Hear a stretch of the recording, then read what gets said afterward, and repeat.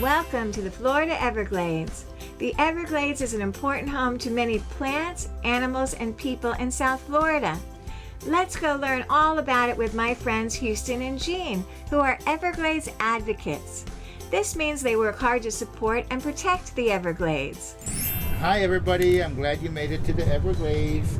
We have a lot of things to share with you today, but before we go on the boat ride, I wanted to get to know you a little bit better. So if you can shake the rattle and tell me your name, and then we'll go around the circle. My name is Houston. What's your name? Dakota. Miss Kenny. Am I Sky? Jean. Aurora. Welcome guys.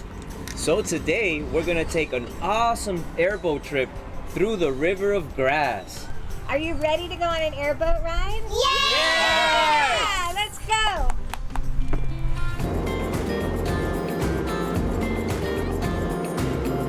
Woohoo! Riding an airboat is one of the best ways to explore the Everglades. We'll learn more about this special ecosystem and the people that live here as we make some more stops. Here we go! First, Houston will teach us about some of the people who the Everglades is home to. Houston is a member of the Miccosukee community that lives here. The Miccosukee tribe of Indians of Florida is an indigenous community in South Florida. The Miccosukee are deeply connected to the Everglades and have their own culture. Indigenous people are the first people to be living in a place. Each indigenous community has their own culture, languages, laws, and spiritual beliefs that are passed down through generations. So I wanted to take you to different places in the Everglades to show you why it's so important to the Miccosukee.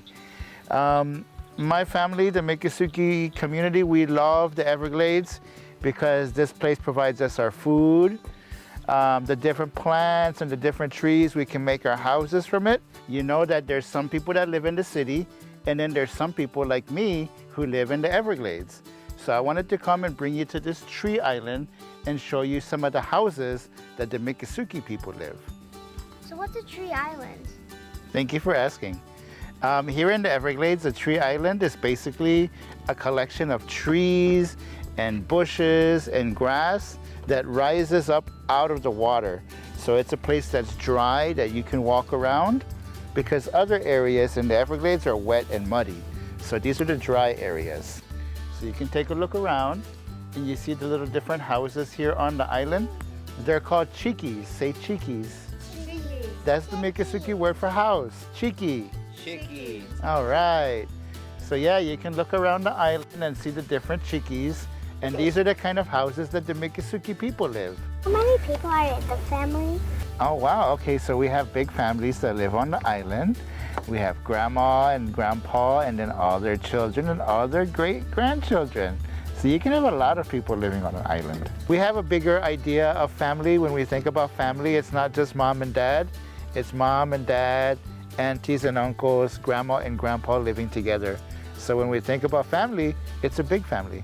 So I wanted to bring you here so that you can see what one of the tree islands looks like. These tree islands are where the Miccosukee people have their villages, and we live in little houses like these. So some of the houses we use for cooking, others we use for getting together and eating, like a dining area. And then other ones we put our blankets and our pillows and we go to sleep there at night. So it's really nice to come camping here. You can see the stars very clear at night. Do you remember what the name of this house is? Chickies. All right. These are the kind of houses that the Miccosukee people live in. And do you know what this is? A turtle shell. Do you know who lives in here?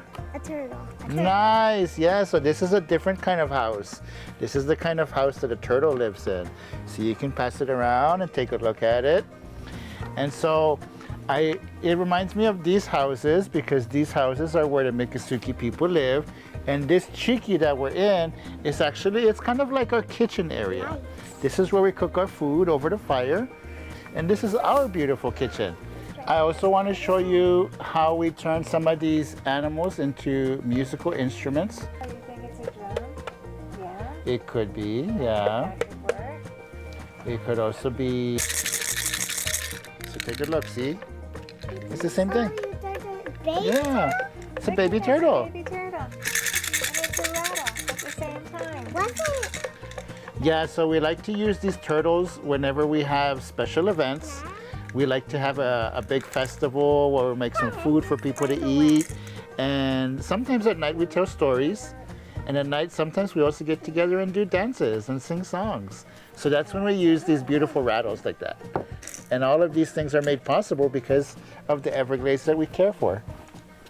It gives back. Yeah. And so we're doing our best to protect the tree islands. The tree islands are a place where all the birds and the animals and the people live.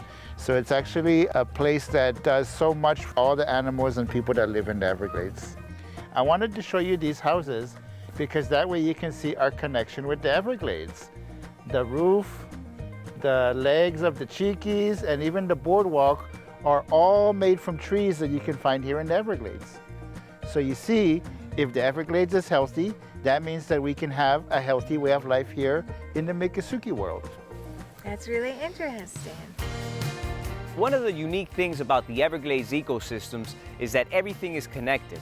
An ecosystem is an environment where living things, like plants and animals, interact with non-living things, like water and soil. But remember, children, some of the reasons that the Everglades is so important is that it's home to hundreds of plants and animals, as well as it provides all the drinking water for our cities and towns here in South Florida, that it keeps our drinking water fresh.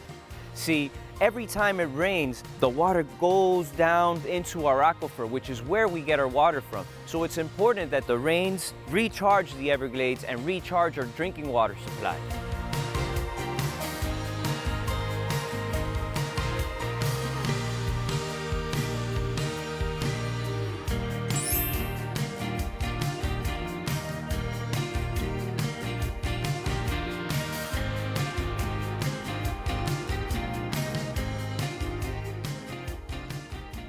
I wanted to bring you to this special island so I can introduce you to some of our little friends that live here in the Everglades.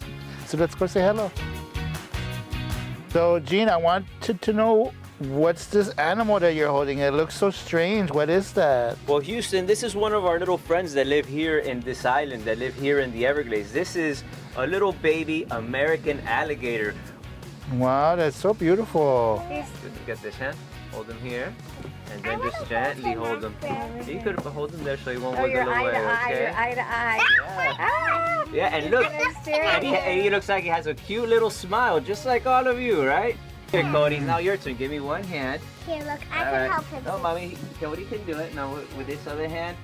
There you go, Cody. These are one of our little friends and one of our South Florida species that is a good representation of our ecosystem, of where we live, and of course the Everglades. There's no one interesting fact that in the Everglades is the only place in the world where alligators and crocodiles actually live together. Yeah.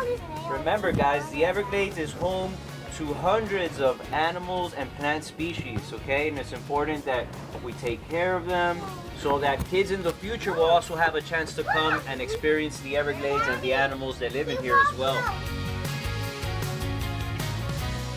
This is why it's important to take care of our environment in the Everglades. And remember, if we continue to take care of Mother Earth will continue to take care of us. That's right. Thank you, Houston and Jean, for teaching us about the Everglades and the Miccosukee community. It has been amazing to learn about what Everglades advocates like you do.